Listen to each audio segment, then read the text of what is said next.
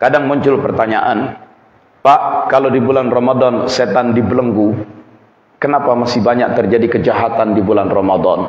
Nah, maka saya akan masuk materi membahas tentang setan.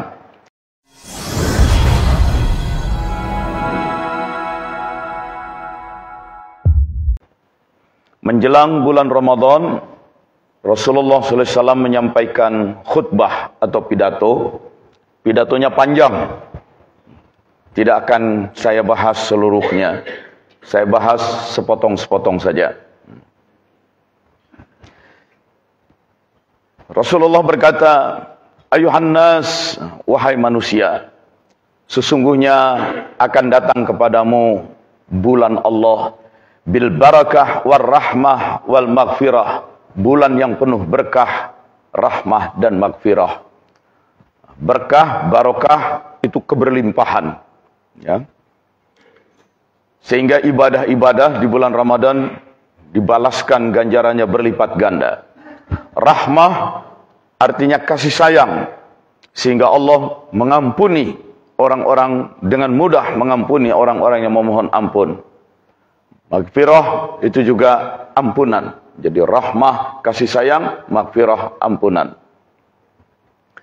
Yang ingin saya tekankan, Nabi katakan syahrun, itulah bulan yang inda afdalis syuhur, indallah afdalis syuhur. Itulah bulan yang di sisi Allah bulan yang paling mulia, wa ayyamuhu afdalul ayyam, di mana siang-siangnya, siang harinya adalah siang hari yang paling utama, wa layalihi afdalul layali, dan malam-malamnya adalah malam yang paling utama, dan saat-saatnya adalah saat-saat yang paling utama. Jadi Ramadan itu istimewa siang dan malamnya, bahkan saat demi saat. Mengapa saya tekankan ini? Karena banyak orang menganggap istimewanya Ramadan cuma siang hari saja yang dia melakukan ibadah siam. Lupa bahwa Ramadan malamnya pun sangat istimewa, di mana orang sangat dianjurkan untuk melakukan ibadah qiyam. Koma itu tidak tidur, bangkit. Apakah bangkit duduk, bangkit berdiri, yaitu koma.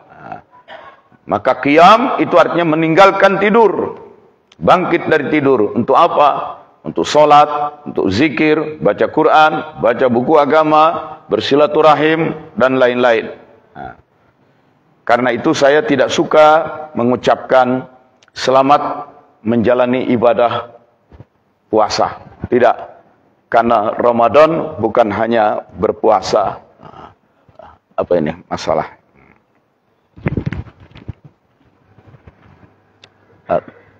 Tolong teknisi sambungan dari ini. Ya. Karena Ramadan itu bukan hanya puasa atau siam. Ramadan juga melakukan ibadah qiyam. Lagi-lagi. Ya, oke.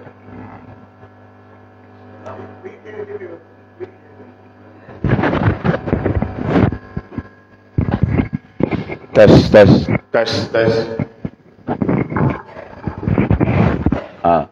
Ya. Jadi saya ingatkan sesuai pesan Nabi, Ramadan itu siang, malam istimewa. Siang hari siam, malam hari qiyam. Banyak orang mengistimewakan siang saat berpuasa seperti malaikat, tapi di malam hari dia kesetanan. Makannya jumlah banyak. Kenapa makan banyak-banyak? Tadi siang belum makan katanya.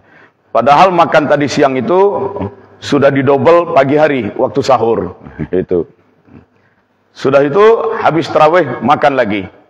Sebagian anak muda kebut-kebutan, lempar-lemparan petasan, berkelahi, tawuran antar kampung, bacok-bacokan. Jadi siangnya malaikat, malamnya jadi iblis. Nah, itu.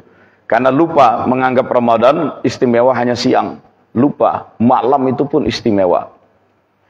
Di antara malam ada yang disebut sepertiga malam, dan itu disebut dengan as-sahur. Sahur itu adalah sepertiga malam yang terakhir. Kenapa bunyi-bunyi gini?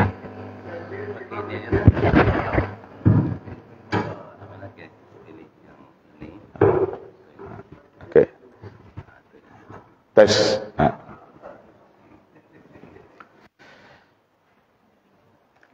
Wal-laili idza yaghsha.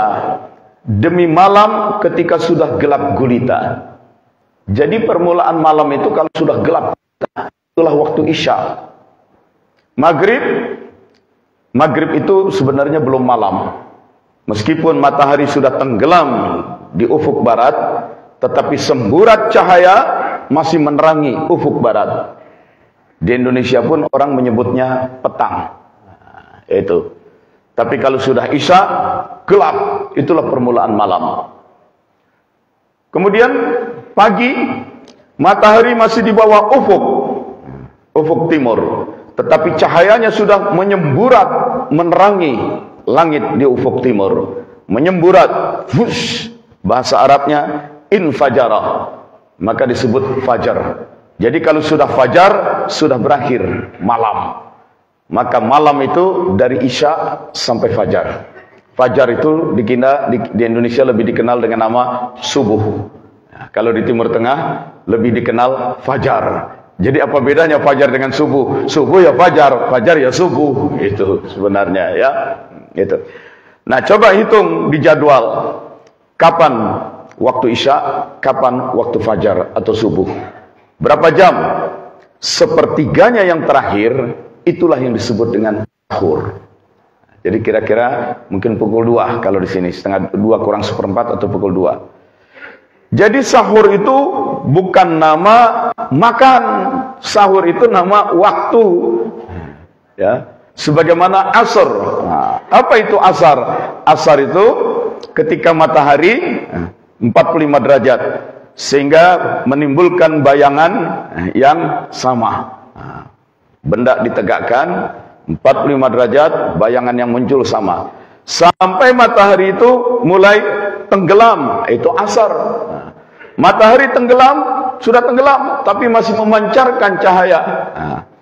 Sampai gelap total, itu namanya maghrib, periode waktu. Gelap total, itu malam.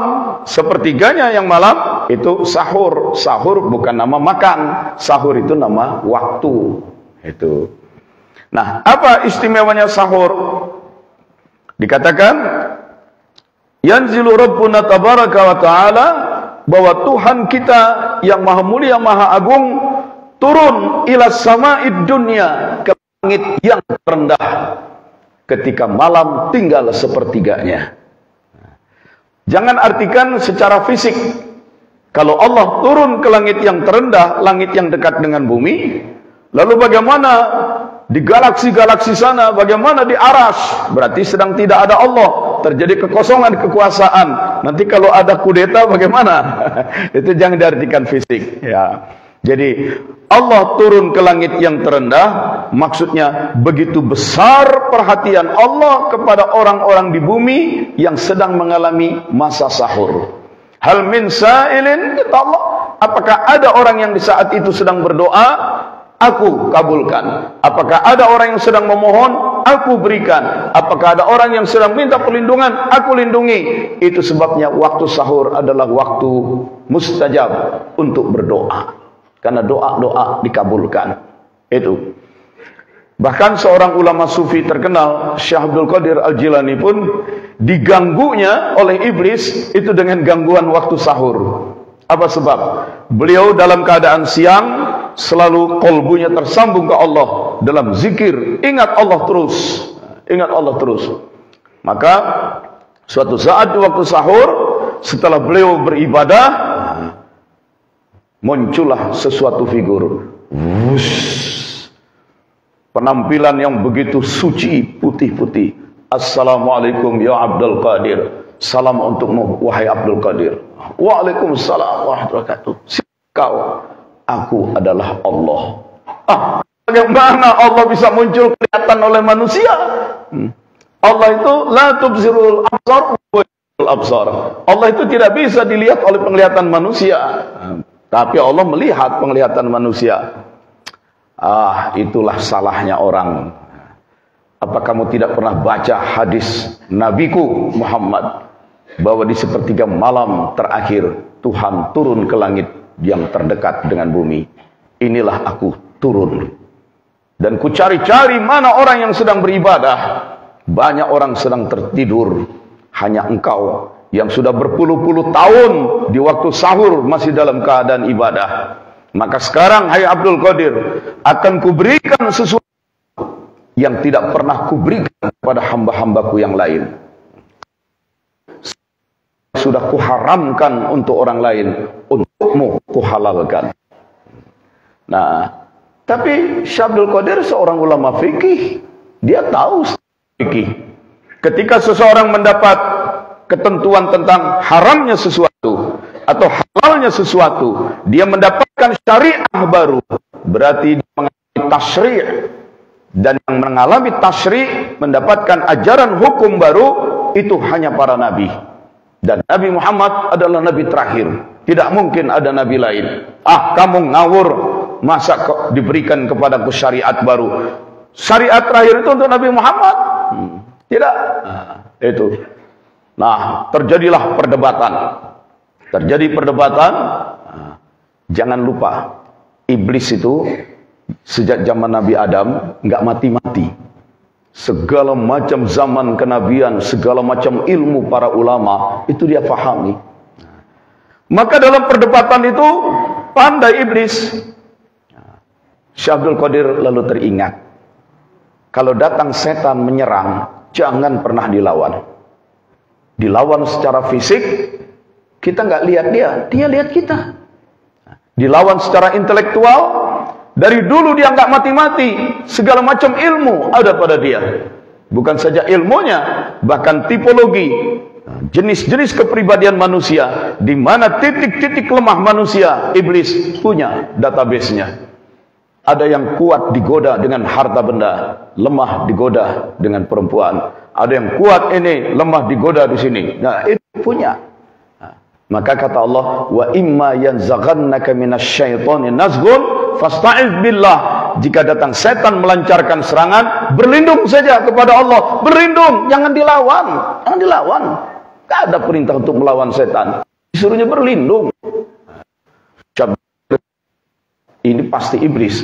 Tapi tiap kali berdebat, dia selalu melawan lagi. Maka Abdul Qadir langsung menundukkan diri, menyambungkan kalbunya dengan Allah. Astagfirullah, Allah. Begitu seseorang berlindung kepada Allah, maka iblis itu langsung lunglai, terpental menjauh sambil berkata, Abdul Qadir, sudah banyak manusia yang kusesatkan dengan cara demikian, kamu masih lolos juga. Dan itu godaannya justru di waktu sahur. Kita banyak menjumpai kasus serupa. Dulu KIP Jakarta, sekarang jadi UNJ. Ada perempuan aktivis HMI, Kohati. Tekun dia mendalami agama, lulus jadi sarjana, membentuk kelompok yasinan, menikah dengan seorang pengusaha, dia pun punya uang banyak. Kelompok yasinannya itu sering diajaknya pergi ke villa di puncak. Siang hari puasa, malam qiyamul lail dan segala macam. Suatu malam, di waktu sahur, justru dia mengalami gangguan seperti itu. Terdengar suara, Assalamualaikum, salam untukmu. Itu. Begitu tekunnya engkau beribadah, sebenarnya cuma tubuhmu, tubuh yang bernama Lia, sedangkan ruh di dalamnya sudah terisi dengan roh Jibril. Maka engkau bukan sembarang orang, wahai Lia Samsuryati. Kasus Lia Eden, kan begitu ceritanya. Itu. Tapi di tubuhmu yang manusia itu masih ada sisa-sisa makanan haram. Itu harus dibakar. Sisa makanan haram itu tumbuh menjadi bulu-bulu ketiak, bulu kemaluan. Bakar. Karena suaranya gaib dan meyakinkan, diambilnya, dibakarnya itu betul, tapi dia tidak terluka. Tunjukkan. Maka kemudian banyak orang-orang di sekitarnya itu terpengaruh, karena dia bisa menunjukkan keistimewaan yang orang menyangka itu adalah karomah atau mukjizat gitu. Dan tidak tanggung-tanggung, yang kemudian menjadi anak buahnya seseorang bernama Abdurrahman, sarjana S2 IAIN. Yang kemudian dikatakan, kalau di dalam diriku ada Jibril, di dalam dirimu ya Abdurrahman, itu adalah roh Muhammad. Itu. Dan tidak tanggung-tanggung lagi. Saya mau sebut namanya tapi takut gibah. Dia adalah seorang tokoh intelektual, sastrawan, menantu dari seorang tokoh Muhammadiyah. Itu pun jadi pengikutnya. Itu. Jadi karena sering menunjukkan keajaiban-keajaiban. Sampai kemudian ditangkap karena dianggap penodaan agama, diadili, ditahan. Dan setelah lolos dari tahanan, yang ditahan fisiknya, keluar dari masa tahanan, dia ngajar lagi, bikin lagi perkumpulannya. Itu sampai tahun berapa itu kami masih jumpai murid-muridnya itu. Nah, itu contoh-contoh. Jadi hati-hatinya di waktu sahur itu bagi orang-orang kelas bawah dibikin terlena dalam tidur, melupakan momen-momen keemasan. Bagi orang-orang yang sangat soleh, justru digodanya itu turun mengaku Allah. Ya, oke. Nah, jadi sepertiga malam itu adalah sahur, dan di waktu sahur itu begitu besar Tuhan perhatiannya kepada manusia, digambarkan Allah turun ke langit yang terendah dan doa-doa dikabulkan, permintaan dikabulkan segala macam. Karena itu Nabi SAW berpesan, tasahharu fa inna fis sahuri barakah. Ya, bersahurlah kalian, sesungguhnya pada sahur itu ada banyak keberkahan. Kita mengartikan sahur itu makan, supaya banyak dapat berkah, kita makan banyak-banyak. Bukan, berkah sahur itu bukan pada makanan, pada waktu sahur itu. Adapun makannya itu sendiri, apa kata Nabi? Kalaulah yang kau minum cuma seteguk air, itu pun sudah cukup. Jadi bagi terutama orang-orang yang sudah tua-tua, sudah nggak punya lagi selera makan, bangun, besok puasa Ramadan, minumlah. Dengan minum saja sudah cukup. Tidak harus makan banyak. Karena keberkahan bukan pada makan sahur, keberkahan pada waktu sahurnya itu sendiri. Itu. Karena itu istimewanya sahur dijelaskan dalam surat Ali Imran ayat 17. As-sabirin was-sadiqin wal-qanitin wal-qanitin wal-munfiqin wal-mustaghfirina bil ashar. Orang-orang yang dicintai oleh Allah adalah orang-orang yang antara lain mustaghfirin bil ashar, beristighfar, banyak memohon ampun di waktu sahur. Di sebelahnya surat Az-Zariyat ayat 18, wabil asharihum yastaghfirun, dan di waktu-waktu sahur mereka sibuk memohon ampun. Nah, itu.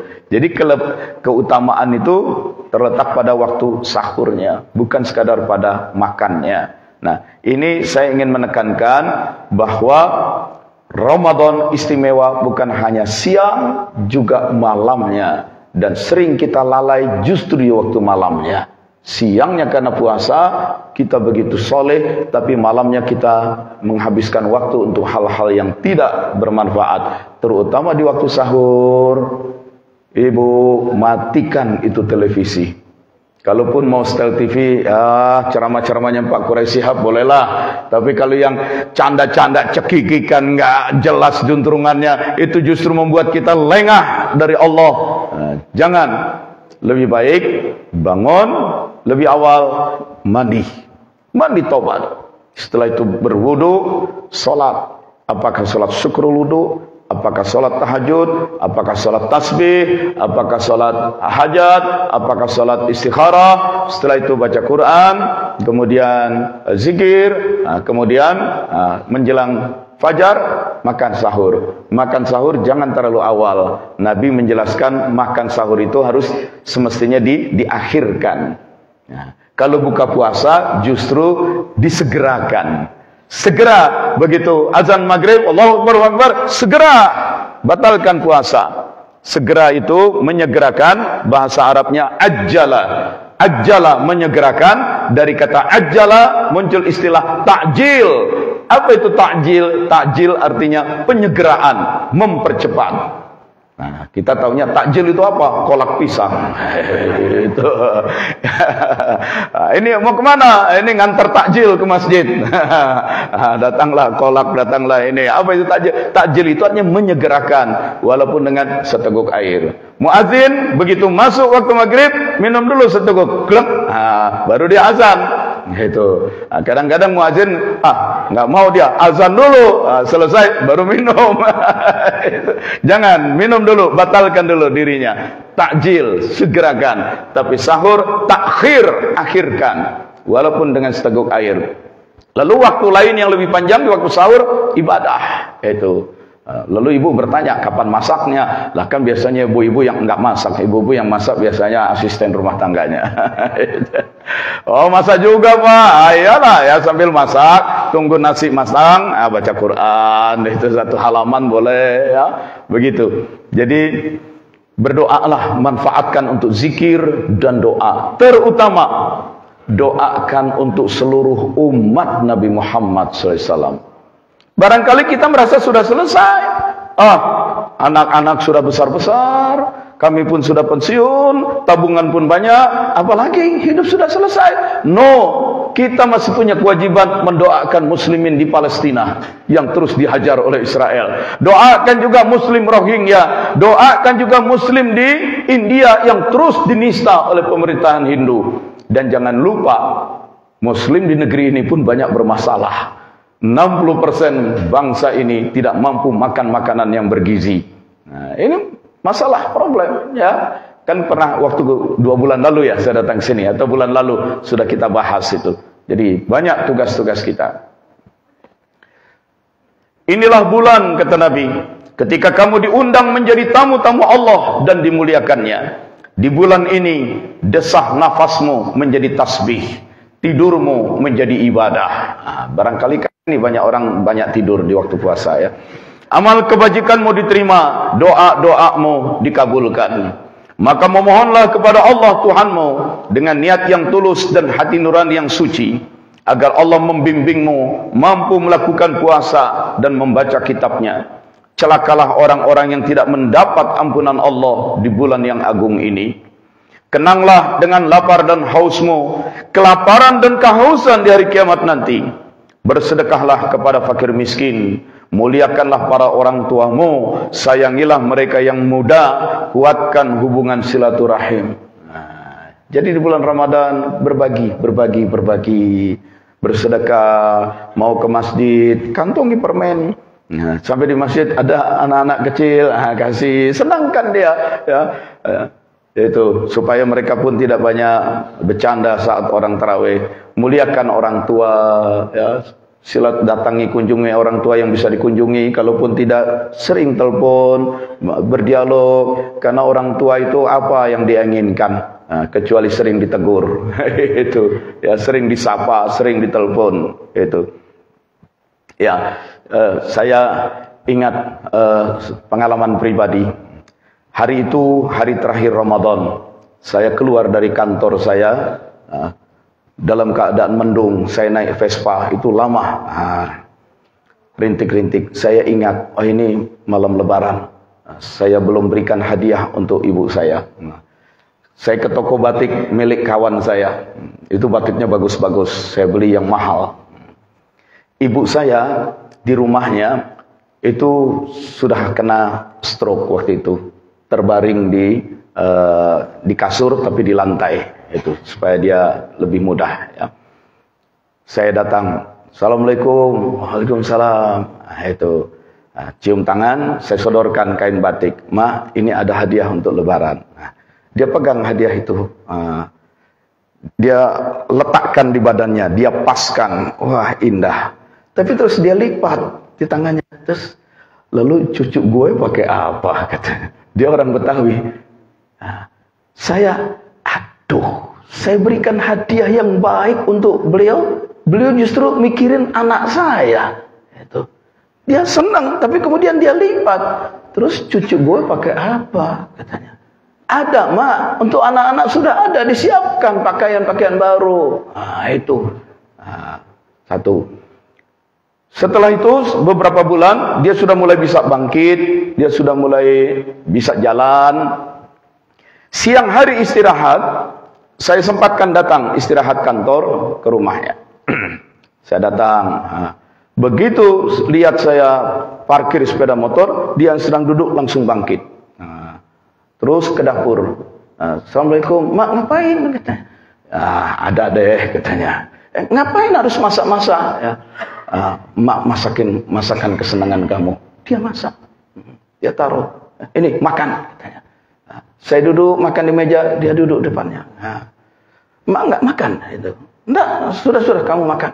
Itu. Lalu lain kesempatan saya datang lagi, saya bawa buah-buahan yang baik.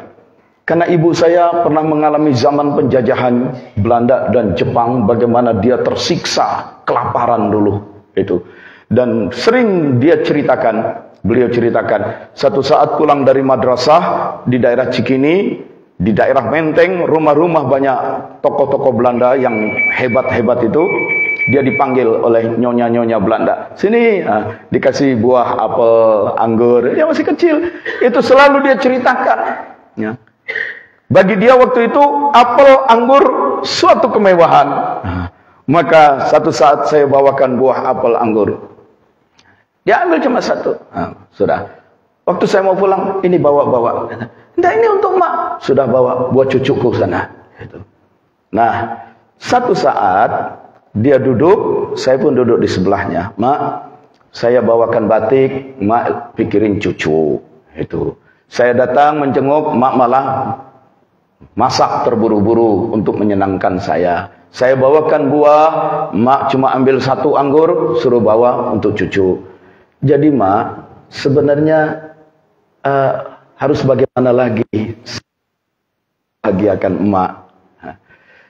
Dia bilang, gue dari muda segala macam jenis makanan dan pakaian udah pernah gue cobain. Di masa tua ini yang gue perlu lu sering-sering nengok gue, katanya. Itu harapan orang tua, sering-sering ditengok. Dia tidak meminta balasan harta benda dari kita, sering-sering ditengok.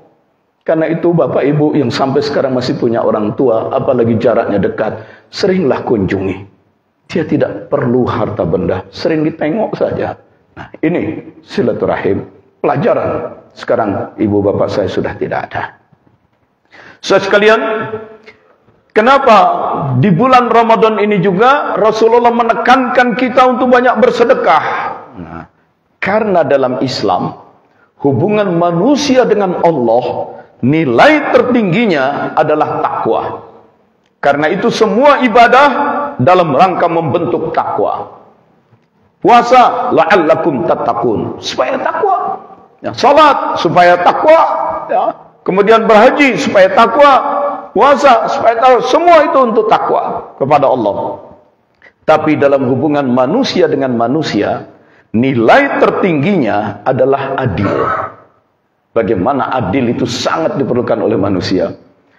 Ketika serombongan copet, perampok sedang membagi hasil rampokannya, mereka pun menuntut keadilan. Ya.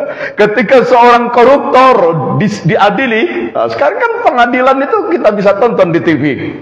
Ketika para terdakwa itu menyampaikan pembelaannya, mesti di kalimat terakhirnya dia berkata, demikianlah pembelaan yang kami bacakan majelis hakim, dan untuk itu kami memohon hukuman yang seadil-adilnya. Itu sudah miliaran, sudah 300 triliun disikat, masih minta keadilan juga. Ya. Sementara yang dia lakukan bikin sengsara banyak rakyat. Nah, jadi memang kebutuhan manusia paling mendasar itu adil. Itu. Dan menariknya, antara adil dengan takwa dalam Islam tidak dipisahkan. Surat Al-Maidah ayat 8, i'dilu huwa aqrabu littaqwa. Adillah kalian, karena adil itu akan mendekatkan, paling dekat dengan keadilan, paling dekat ketakwaan. Adil sangat dekat dengan ketakwaan.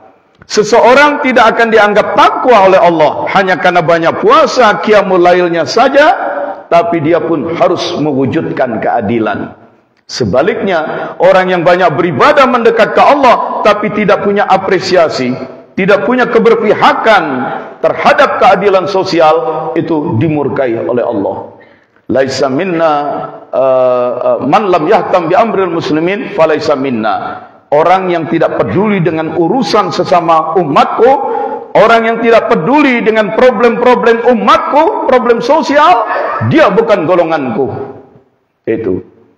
Maka ditekankan, bukanlah umatku yang baik, mereka yang jahat dengan tetangganya. Jadi urusan keadilan. Takwa itu bukan hanya dengan ibadah-ibadah ritual, tapi juga keadilan. Karena itu ditekankan, hendaknya di bulan Ramadan puasa, tapi bersedekah, muliakan orang tua, sayangi mereka yang muda, kuatkan hubungan silaturahim, jaga lidahmu, kendalikan pandanganmu dari yang tidak halal kamu memandangnya, kendalikan pendengaranmu dari yang tidak halal kamu mendengarnya, kasihilah anak-anak yatim agar kelak anak cucumu yang yatim dikasihi orang. Bertobatlah kepada Allah dari dosa-dosamu. Angkatlah kedua tanganmu untuk berdoa dalam salatmu, karena itulah saat yang paling utama. Saat Allah Azza wa Jalla memandang hamba-hambanya dengan penuh kasih, menjawab orang-orang yang menyerunya, menyahut orang-orang yang memanggilnya, mengabulkan doa orang-orang yang memohon kepadanya. Wahai manusia, sesungguhnya diri-dirimu tergadai oleh amal kebajikanmu. Artinya banyak amal perbuatan itu tidak mendapatkan pahala, masih nyangkut. Maka bebaskanlah dengan banyak beristighfar. Punggung-punggungmu telah payah menanggung beban dosa, maka ringankanlah dengan sujud yang panjang. Ketahuilah, Allah Ta'ala bersumpah dengan segala kebesarannya, tidak akan mengazab orang-orang yang salat dan bersujud, tidak akan menggentarkan mereka dengan neraka di hari ketika manusia berdiri di hadapan Tuhan alam semesta. Wahai manusia, siapa di antaramu yang memberi makan, buka puasa kepada orang yang berpuasa di bulan ini, maka di sisi Allah ada ganjaran yang setara dengan ganjaran pembebasan seorang budak. Begitu besarnya pahala pembebasan budak, memberikan makan. Ya, karena itu kita masak sebagian makanan, kita kirim ke masjid. Karena biasanya di masjid selalu saja ada musafir, orang yang masih dalam perjalanan, belum sempat dia mencapai rumahnya, dia berpuasa di situ. Maka dia beriftar di situ, berikan makanan. Lalu seorang sahabat Nabi menyela, "Ya Rasulullah, kami disuruh membagi-bagikan makanan. Tidak semua orang dari kami mampu memberi makan buka puasa kepada orang lain." Rasulullah menjawab, lindungilah dirimu dari api neraka walaupun hanya dengan sebiji kurma. Kalau sekarang mungkin sebutir permen. Lindungilah dirimu dari api neraka walaupun hanya dengan seteguk air. Kalau masuk masjid, periksa jangan sampai di masjid ini ada kekurangan air minum, terutama di bulan Ramadan. Kirimlah 1 dus air mineral, taruh supaya nanti maghrib ada orang yang sedang berbuka, jangan sampai dia tidak bisa minum. Wahai manusia, siapa yang membaguskan akhlaknya di bulan ini, ia akan berhasil melewati Shiratal Mustaqim di hari ketika kaki-kaki lain tergelincir. Siapa yang meringankan pekerjaan para pembantunya, para pegawainya di bulan ini, Allah akan meringankan pertanggungjawabannya di hari kiamat nanti. Siapa yang menekan kejahatannya di bulan ini, Allah akan menahan murkanya di hari ia berjumpa dengan Allah. Siapa yang memuliakan anak yatim di bulan ini, Allah akan memuliakannya di hari ia berjumpa dengan Allah.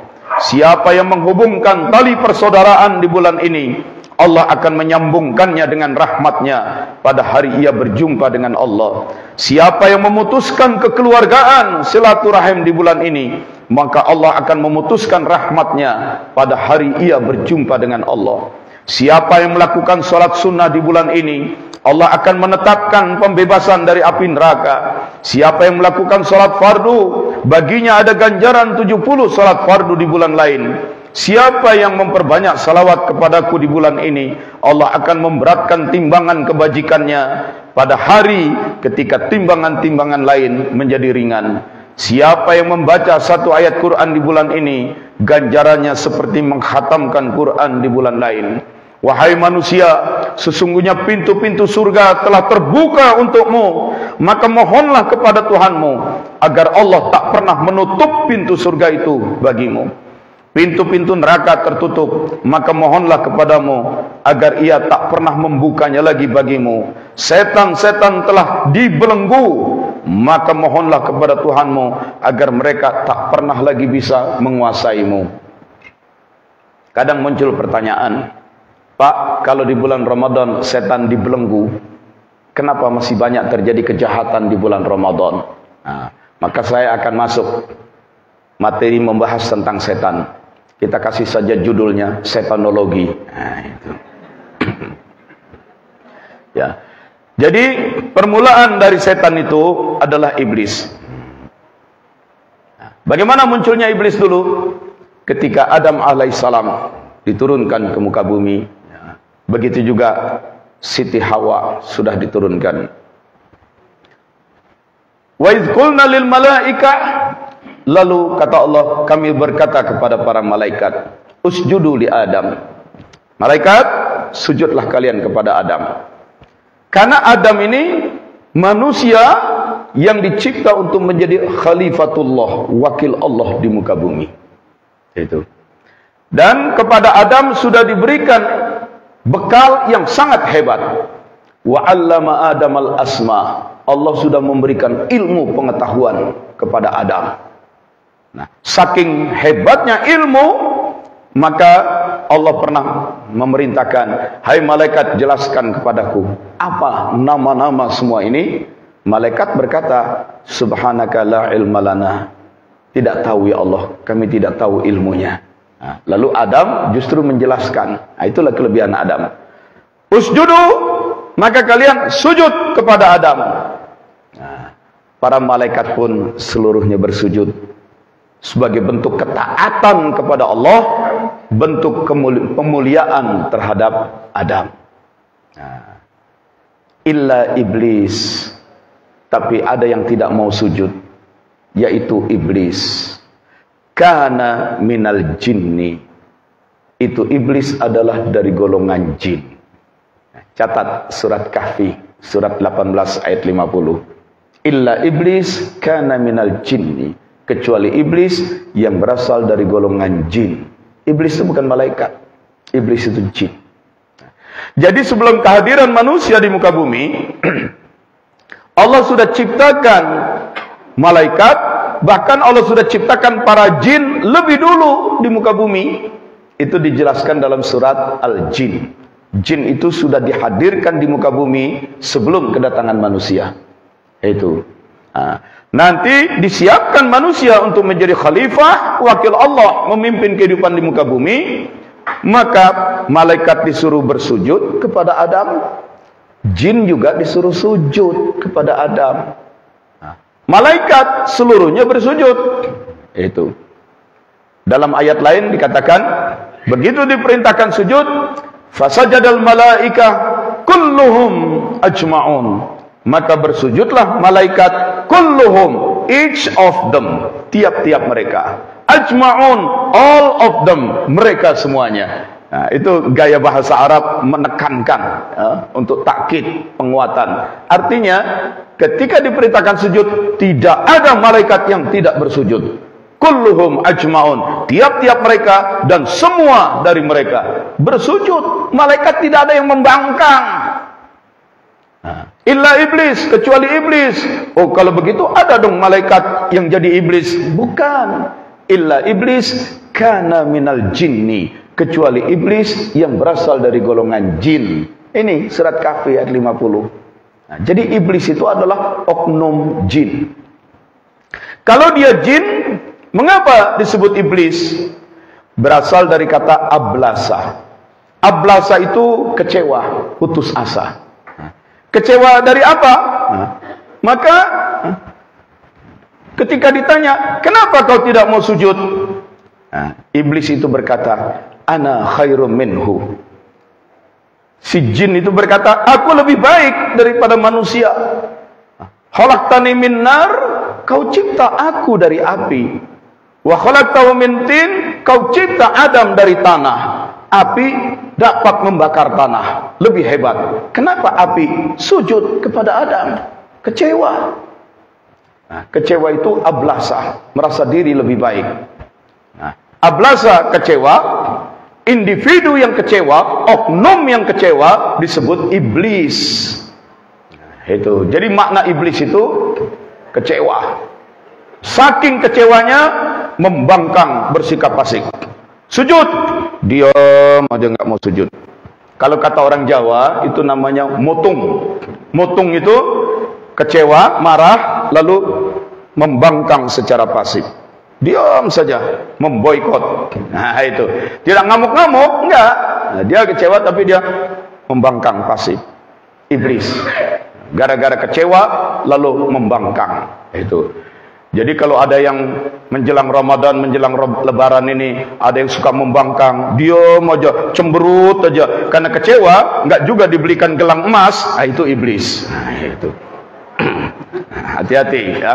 Iblis itu kecewa lalu membangkang pasif. Nah, itu. Diam saja. Allah marah. Kok bisa beraninya ini membangkang? Maka Allah katakan, fakhruj minha. Keluar kau dari sini. Wa inna la'nati wa inna 'alaika la'nati ila yaumiddin. Untukmu ada laknatku sampai hari pembalasan nanti. Tapi setelah membangkang pasif, diusir dan dilaknat, sebelum pergi itu iblis masih mengajukan dua hal. Iblis berkata, oke, aku diusir, dilaknat. Rabbi fanzirni ila yaumi yub'atsun. Wahai Tuhanku, tundalah kematianku sampai hari kiamat. Diusir dan dilaknat. Sebelum pergi, iblis berkata, Rabbi. Apa arti Rabbi? Wahai Tuhanku, tundalah kematianku sampai hari kiamat. Iblis masih berkata, Rabbi, wahai Tuhanku. Sudah diusir, dilaknat, dia masih berkata, Rabbi, wahai Tuhanku. Apa artinya itu? Sebandel-bandel iblis, iblis tetap mengakui Allah adalah Rabbnya, Allah adalah Tuhannya. Itu bandel, dilaknat, tapi masih mengakui Allah sebagai Tuhannya. Maka kalau sekarang di muka bumi ada manusia yang menyatakan tidak percaya ada Tuhan, iblis pun gak berani dekat-dekat dengan orang macam ini. Itu. Ya Allah, gua tuh ketemu dengan Allah, dialog dengan Allah, diusir, dilaknat, gara-gara gak mau sujud, dilaknat. Kamu bilang Tuhan gak ada. Wah, lu lebih gawat dari gua, gua gak berani berteman sama lu. Itu. Ini ada orang yang lebih gawat, yang gak percaya Tuhan. Iblis itu percaya sama Tuhan. Karena itu, hidup itu tidak cukup dengan berketuhanan. Kalau sekadar berketuhanan, percaya ada Tuhan yang menguasai, Allah adalah Rabb, iblis pun berketuhanan. Tetapi dia tidak berketaatan. Itu. Yang jadi masalah ini cuma Pancasila nomor 1, berketuhanan tapi tidak mau taat. Itu masalahnya. Itu lebih apa ya, samalah dengan iblis itu. Fanzirni ila yaumi yub'atsun. Tunda kematianku sampai hari kiamat. Dan dikabulkan oleh Allah. Fa innaka minal munzarin. Kamu termasuk makhluk yang tertunda kematiannya sampai kiamat. Lalu yang kedua kata iblis, fa bi'izzatika la ughwiyannahum ajmain. Fa bi'izzatika, dengan kuasamu juga, dengan kuasamu, dengan kekuasaanmu juga, dengan izinmu juga, la ughwiyannahum ajmain. Sungguh aku akan selalu menyesatkan mereka. Dengan kuasamu juga aku akan menyesatkan mereka. Bertekad untuk jadi penyesat. Tidak lagi dia iblis motung membangkang dengan diam, pasif. Tapi setelah diusir, dilaknat, dia aktif menyesatkan. Begitu dia aktif menyesatkan, maka saat itulah dia diberi nama syaiton. Berasal dari kata syatona. Syatona itu artinya bu'du anil haq. Syatona itu artinya sesat. Syaiton penyesat. Karena dia kecewa dan membangkang, ablasa, dia disebut iblis. Karena membangkang, diusir dan dilaknat, dia tidak lagi diam, dia aktif menyesatkan. Syaiton, tapi oknumnya jin juga. Itu ya, pelakunya itu jin yang karena membangkang jadi iblis, jin yang dengan aktif menyesatkan jadi setan. Itu, nah lihat gambarnya. Wah, ini sayang terlalu kecil ini ya. Coba saya perbesar kalau memungkinkan. Bisa nggak ini diperbesar?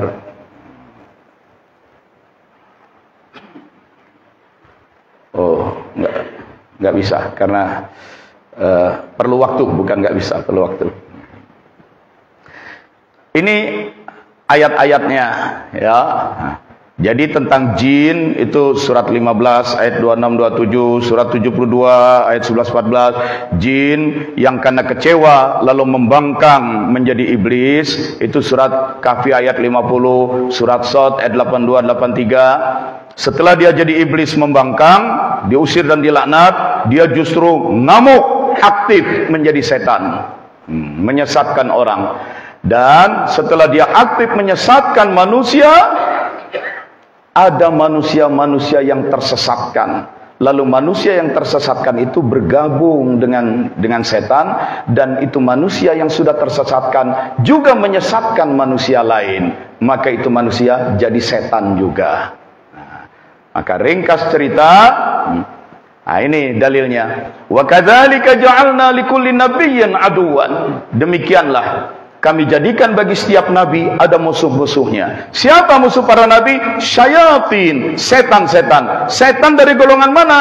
Syayatinil insi wal jinni. Setan dari golongan insan dan dari golongan jin. Nah, jadi asal mulanya setan itu dari jin. Jin jadi iblis membangkang, aktif jadi setan menyesatkan. Itu setan menggoda manusia, manusia yang sesat bergabung dan menjadi setan juga menyesatkan manusia lain. Maka dalam ayat ini musuh para nabi adalah para setan, syayatinil insi wal jinni, setan yang dari golongan insan dan dari golongan jin. Kita pun diajarkan berdoa, qul a'udzu birabbin nas, dan seterusnya, minal jinnati wan nas, dari golongan jin dan golongan manusia. Saya pikir sampai di sini jelas. Kenapa di bulan Ramadan masih ada kejahatan? Kenapa di bulan Ramadan masih ada kejahatan? Katanya setan-setan dibelenggu. Yang dibelenggu diikat setan yang dari golongan jin. Tetapi setan yang dari golongan manusia tidak. Nah, itu kenapa di bulan Ramadan yang katanya setan dibelenggu kok masih banyak kejahatan? Karena itu wahai manusia, kalaupun Anda mau berbuat jahat, setidak-tidaknya jangan di bulan Ramadan. Karena orang jadi tahu ini dia nih setan yang lolos dari belenggu. Itu ya. Di luar Ramadan kita bisa mengkambing hitamkan iblis. Bos panggil, kau tahu ini perbuatan nggak benar. Kamu memakap, memainkan angka-angka jadi besar. Kamu bikin SPJ fiktif. Ini nggak benar. Kenapa kamu lakukan? Maaf Pak, mungkin saya tergoda setan Pak. Nah, kita salahkan setan. Bisa di luar Ramadan. Tapi di bulan Ramadan, bos panggil. Tahu bulan Ramadan, kamu masih bikin-bikin SPJ fiktif juga. Maaf Pak, saya tergoda setan. Tidak bisa, kata Pak Wafyudin, bulan Ramadan setan dibelenggu. Nah, bukan, jangan salahkan iblis. Emang kamu yang udah jadi setan. Nah, itu. Makanya setidak-tidaknya jangan berbuat jahat di bulan Ramadan. Karena orang jadi tahu ini dia setannya. Gitu ya. Demikianlah Bapak Ibu sekalian. Sudah di penghujung, di akhir. Tiba-tiba Sayyidina Ali berdiri dan berkata, "Ya Rasulullah, perbuatan apa yang paling utama di bulan Ramadan ini? Dan Nabi menjawab, ya Abul Hasan, wahai bapaknya Hasan. Nabi mertua, Ali menantu. Tapi Nabi tidak berkata, ya Ali. Tidak. Ya Abul Hasan, wahai bapaknya Hasan. Karena bagaimanapun tidak dianggap tidak sopan menyebut mantu memanggil namanya. Maka disebutnya dengan ya Abul Hasan, wahai bapaknya Hasan. Itu. Di sebagian suku di Indonesia pun seperti itu. Kalau seorang laki-laki sudah menikah dan punya anak, dia tidak lagi disebut namanya, tapi disebut sebagai bapaknya si Anu. Itu untuk penghormatan, begitu. Nah, kata Nabi, ya Abul Hasan, wahai bapaknya Hasan, perbuatan yang paling utama di bulan ini adalah menjaga diri dari apa yang diharamkan oleh Allah. Ketika kau jaga diri, tidak melakukan yang diharamkan. Yang diharamkan, tidak kamu lakukan. Diam aja. Tapi kamu pun tidak banyak, tidak berbuat kebaikan. Itu aja udah bagus. Sebab setiap desah nafasmu adalah tasbih. Dengan puasamu itu saja, pahala sudah mengalir. Janganlah dirusak Ramadanmu itu dengan berbuat jahat, berbuat yang haram. Tidak melakukan yang haram saja, itu sudah paling utama. Soal kamu tidak sempat baca Quran, tidak sempat ini, tidak haram, itu aja udah bagus. Karena desah nafas saja tasbih, puasamu itu saja sudah mendatangkan pahala. Apalagi tidak melakukan yang haram, juga menambah perbuatan-perbuatan kebajikan. Nah, yang paling penting dari apa yang kita bahas tadi, ternyata kebajikan yang Rasulullah ajarkan bukan semata-mata yang urusannya dengan Allah. Hanya puasa, sholat, zikir, baca Quran, juga kebajikan terhadap manusia. Nah, inilah yang perlu kita perbanyak. Hubungan antar kemanusiaan, membangun kehidupan keadilan sosial yang baik. Aqulu qouli hadza wa astaghfirullaha li wa lakum billahi taufiq wal hidayah. Assalamualaikum warahmatullahi wabarakatuh.